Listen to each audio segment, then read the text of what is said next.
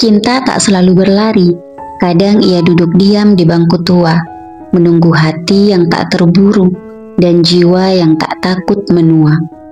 Dan ketika malam datang, tak ada yang mereka sesali, karena akhirnya cinta itu menemukan rumah, bukan di tempat baru, tapi di dada yang berani melepas dan menerima lagi. Raka menjalani hidup yang tenang namun berat. Di sebuah rumah kecil di pinggir kota, ia merawat ibunya, Bu Marni, yang mengidap demensia ringan. Hari-harinya nyaris selalu sama, bangun pagi lebih awal, menyiapkan bubur hangat, dan menyuapi ibunya sambil memutar lagu-lagu keroncong lama dari radio tua yang kadang mendesis. Lagu-lagu itu seolah menjadi pintu ke masa lalu bagi Bu Marni, membuatnya sesekali tersenyum dan menyebut nama-nama orang yang tak lagi diingat Raka.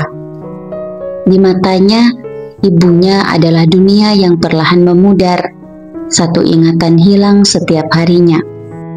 Namun Raka tetap sabar, karena bagi dia, merawat ibunya bukan beban, melainkan satu-satunya bentuk cinta yang ia pahami. Ia tidak pernah mengeluh meski hatinya kadang sunyi.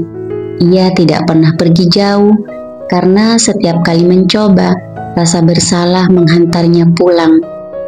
Bagi Raka, hidup adalah rutinitas yang rapuh, dijaga oleh kenangan, dan dijalani dengan pengorbanan yang diam-diam. Suatu pagi yang biasa, ketenangan rumah Raka terganggu oleh suara truk pindahan dan tawa riuh dari halaman sebelah.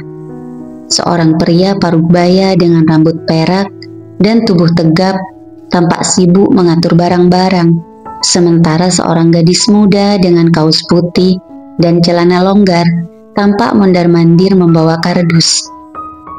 Itulah pertama kalinya Raka melihat Anya, gadis yang kelak akan mengusik dunianya yang tertata rapi. Anya baru saja pindah bersama ayahnya, Pak Bram, ke rumah sebelah yang sudah lama kosong.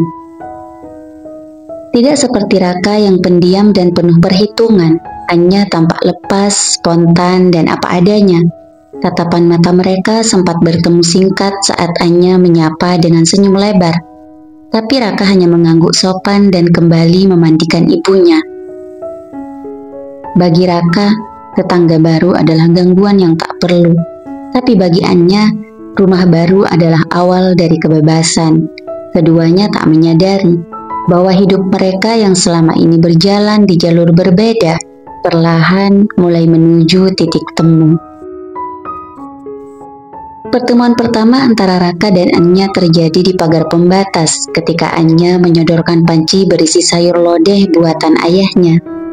Katanya, tetangga baru harus bawa makanan biar nggak dikira sombong.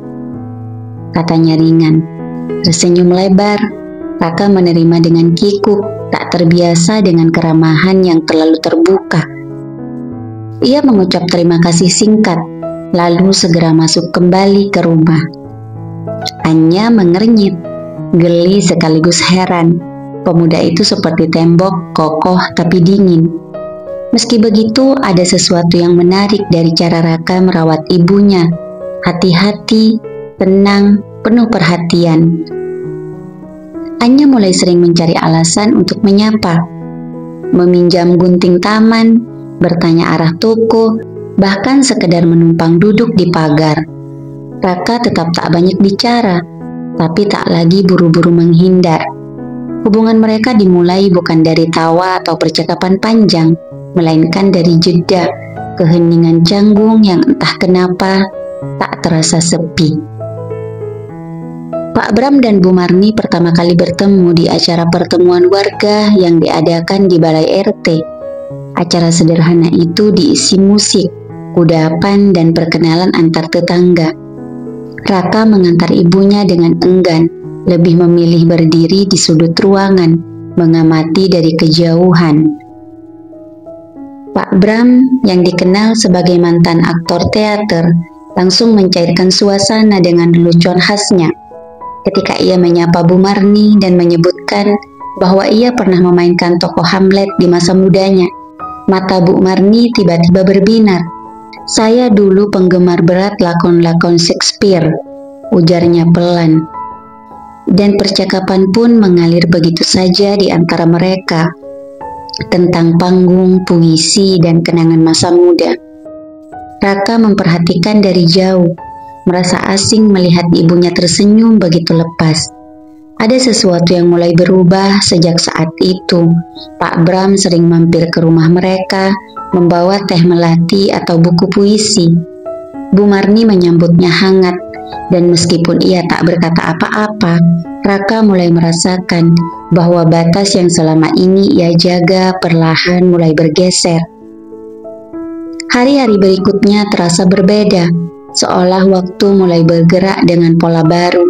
Raka sering menemukan dirinya tanpa sadar menoleh ke halaman sebelah, hanya untuk melihat Anya duduk di tangga rumah sambil membaca buku, atau membantu ayahnya menyiram tanaman dengan cara yang sembarangan tapi menyenangkan untuk dilihat.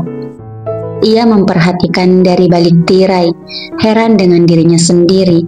Anya di sisi lain mulai penasaran dengan sosok pemuda pendiam itu, yang wajahnya tenang tapi matanya selalu tampak letih. Suatu sore saat Raka sedang memperbaiki lampu di teras, Anya menghampiri sambil membawa 2 gelas es teh. Mereka duduk tanpa banyak bicara, hanya suara jangkrik dan desiran angin menemani. Raka akhirnya membuka percakapan ringan, menanyakan tentang pekerjaan Anya. Gadis itu menjawab antusias, ceritanya berloncatan kemana-mana, membuat Raka diam-diam tersenyum.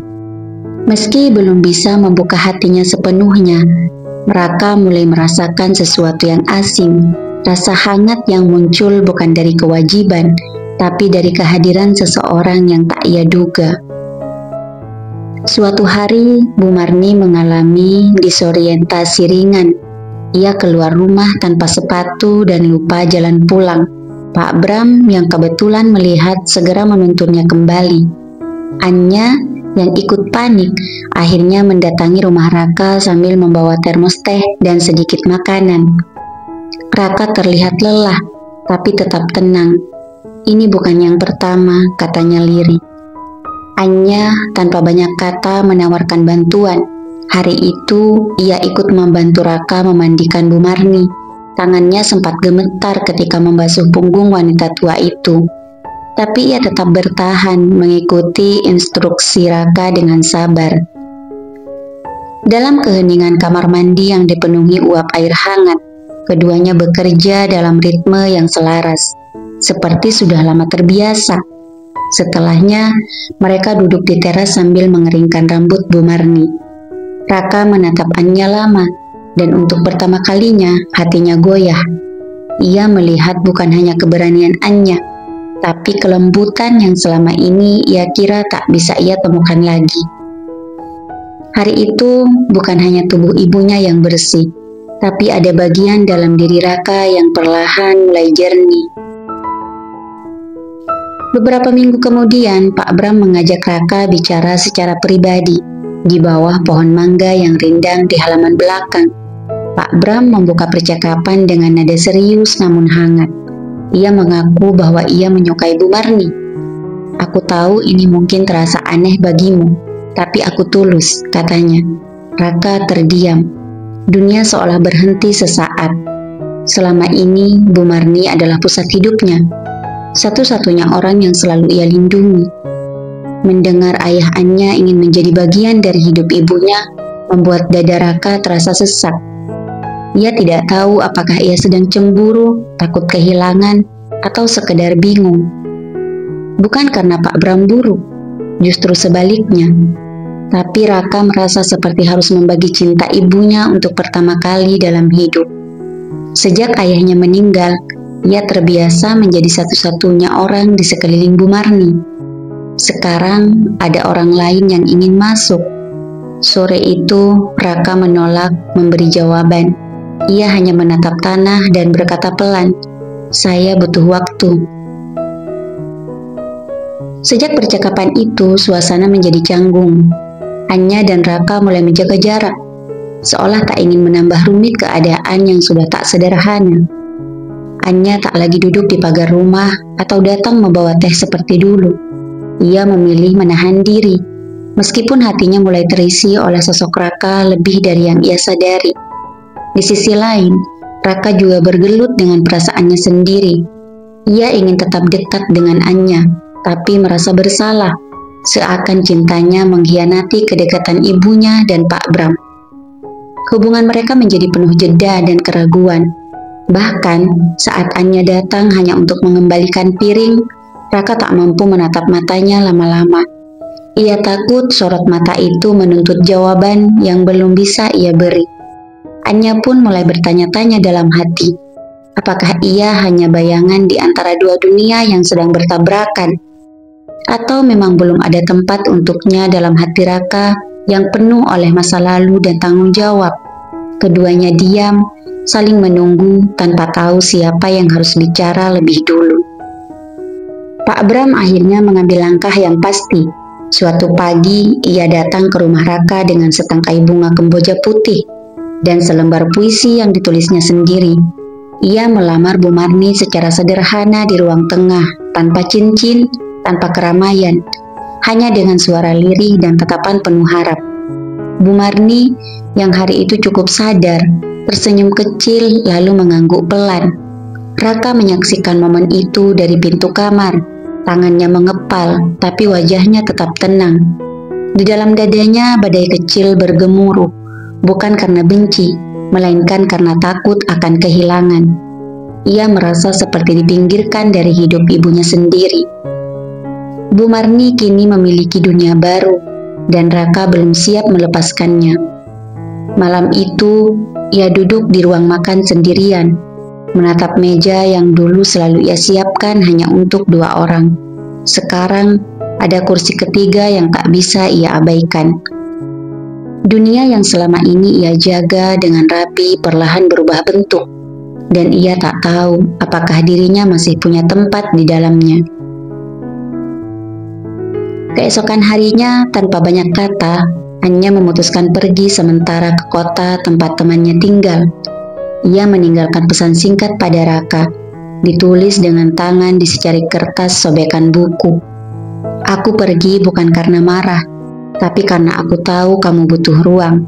Dan mungkin aku juga. Raka membacanya berulang kali. Tak ada kata cinta, tak ada janji kembali. Tapi justru di dalam kesederhanaan itulah ia merasakan kehilangan yang nyata. Selama ini Anya hadir seperti angin sore yang tenang, tidak mengganggu, tapi terasa saat hilang. Ia mencoba sibuk, mengisi waktunya dengan rutinitas merawat Bu Marni, memperbaiki pintu dapur yang mulai longgar, bahkan mencuci halaman yang tak benar-benar kotor. Tapi ada ruang kosong di dalam dirinya yang tidak bisa ia isi sendiri. Dalam diam, ia sadar bahwa perasaannya pada Anya bukan sekedar kagum atau terima kasih. Ia merindukannya. Dan mungkin untuk pertama kalinya, Raka tahu rasanya mencintai bukan karena kewajiban, melainkan karena keinginan yang tulus dari hatinya sendiri. Suatu pagi, Raka terbangun oleh suara gesekan kursi dari ruang tengah. Ia menemui Bu Marni sedang berdiri di tengah ruangan, memakai gaun lamanya, menatap kosong ke jendela. Kita akan pentas malam ini ya, ucapnya lembut, seolah berbicara pada masa lalu. Raka mendekat, mencoba membimbingnya duduk. Tapi Bu Marni menepis lembut. Kamu siapa? Tanyanya dengan senyum bingung. Hati Raka seperti diremas. Itu adalah pertama kalinya ibunya benar-benar lupa siapa dirinya. Tak ada nama yang keluar, tak ada ingatan akan pelukan atau suara Raka kecil. Hanya tatapan asing dari wajah yang sangat ia kenal. Saat malam tiba, ia duduk sendirian di kamar, menatap foto lama mereka berdua. Ia sadar, ia telah terlalu lama hidup untuk orang lain, selalu menjaga, merawat, dan menunda kebahagiaan pribadi. Tapi waktu tak akan menunggu, dan jika ia tak segera merelakan, satu persatu semuanya akan hilang tanpa sempat ia nikmati. Hari itu, Raka mulai berpikir untuk berdamai. bukan dengan ibunya, tapi dengan dirinya sendiri.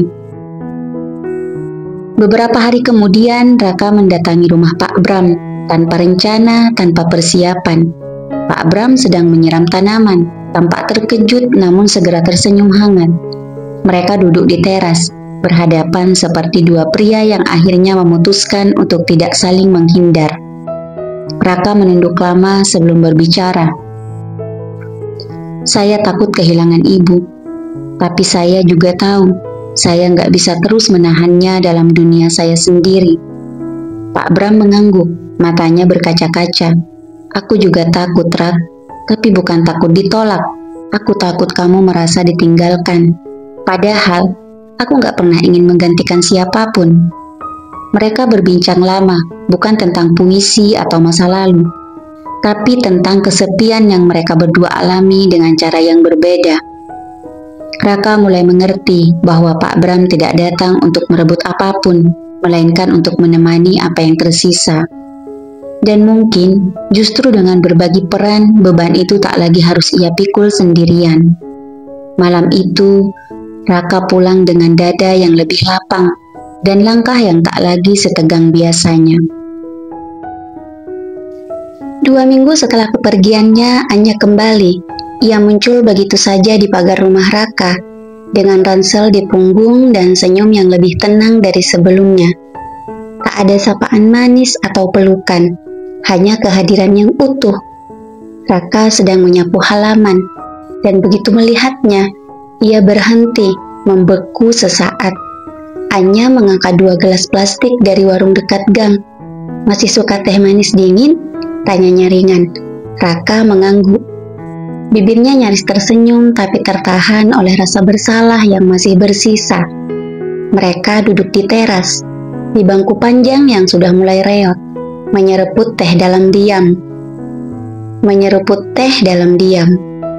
Tak ada pembicaraan panjang, tapi dari tatapan mereka, ada rasa yang tak perlu dijelaskan. Raka akhirnya berkata pelan, "Maaf." Anya menjawab, "Aku gak pergi karena kamu salah. Aku pergi karena aku juga harus belajar berdiri sendiri." Keduanya tidak sedang memulai dari awal, karena tak pernah benar-benar berakhir. Mereka hanya kembali ke tempat yang sempat mereka tinggalkan, tempat di mana keheningan pun bisa terasa hangat. Hari pernikahan Bu Marni dan Pak Bram berlangsung sederhana, tanpa pelaminan mewah atau tamu undangan yang ramai. Hanya ada kursi kayu di halaman, lampu hias yang dirangkai dari benang dan botol bekas, serta iringan musik lembut dari radio tua yang disetel Pak RT. Bu Marni duduk dengan tenang, mengenakan kebaya krem yang dulu pernah ia pakai saat mengajar terakhir kali. Raut wajahnya setengah bingung, setengah bahagia. Pak Bram menggenggam tangannya dengan lembut, membacakan janji yang lebih terdengar seperti puisi cinta yang terlambat. Raka berdiri di sisi ibunya, mendampingi seperti seorang sahabat, bukan lagi anak yang takut kehilangan. Di sebelahnya, Anya menggenggam tangan Raka, erat, hangat, dan tenang. Tak ada cemburu, tak ada rasa asing. Justru di sana, mereka semua menjadi bagian dari satu momen kecil yang besar. Cinta yang tak lagi muda, tapi tetap murni. Saat Pak Bram mencium kening Bu Marni dengan hati-hati, Raka menoleh ke Anya dan tersenyum penuh makna, seolah berkata, "Sekarang aku siap berjalan bersamamu." Malam itu, setelah tamu pulang dan lampu-lampu taman mulai meredup, Raka dan Anya duduk di bangku panjang yang mulai aus oleh waktu, menghadap halaman yang baru saja menjadi saksi pernikahan dua jiwa tua yang tak pernah menyerah pada cinta. Di dalam rumah terdengar suara pelan musik keroncong dari radio, lagu lama yang sering diputar Bu Marni. Dari jendela, tampak Pak Bram dan Bu Marni berdansa perlahan. Meski langkahnya tidak lagi tegap dan iramanya tak selalu tepat. Namun tak ada yang salah, sebab cinta memang bukan soal kesempurnaan, melainkan keberanian untuk tetap berdiri bersama di usia yang nyaris roboh. Raka menyandarkan punggungnya ke dinding, menoleh ke Anya yang kini bersandar di bahunya. Mereka tidak berkata apa-apa, tak perlu. Dalam keheningan itu, mereka saling tahu bahwa cinta bukan datang sekali, melainkan bisa hadir berkali-kali dalam bentuk yang berbeda di waktu yang tak terduga. Dan malam itu, mereka memilih untuk tidak lagi menunda bahagia, meski perlahan tapi bersama.